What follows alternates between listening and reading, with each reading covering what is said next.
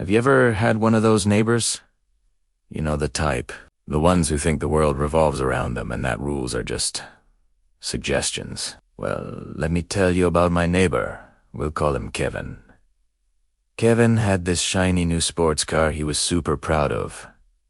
The only problem, he seemed to think my assigned parking spot was the VIP lounge for his precious vehicle. I live in an apartment complex where parking is a nightmare. You get one assigned spot, and that's it.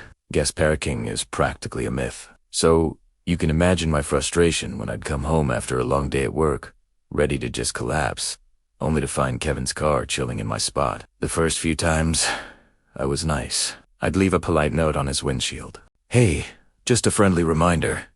This is spot 7B. Thanks. Did it work? Of course not. He'd either ignore the notes or, on one memorable occasion, he caught me as I was walking to my apartment. He just shrugged and said, "Relax, dude. I was only there for a couple of hours." The audacity. This went on for months. I complained to the building management, but they were about as useful as a screen door on a submarine. They'd send him a strongly worded email, and he'd behave for a week before going right back to his old tricks.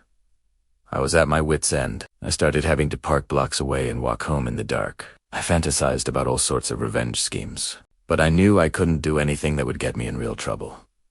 Then, one day, inspiration struck. It was simple legal and soppetti. I went online and ordered a massive heavy-duty car cover, the kind that takes forever to put on and take off. The next time Kevin parked in my spot, I waited until the dead of night. I crept out to the parking lot and meticulously covered his car.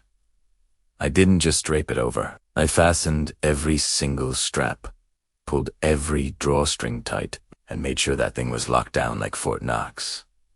The next morning, I made sure to leave for work a little late. I sat by my window, sipping my coffee, and waited for the show. Right on schedule, Kevin came swaggering out, car keys in hand. He stopped dead in his tracks when he saw his car. The look of pure confusion on his face was priceless. He started yanking at the cover, trying to figure out how to get it off. He pulled, he tugged, he grumbled. It took him a solid 15 minutes to finally wrestle the cover off, and by then, he was late for work and fuming. He never said a word to me about it, but you know what?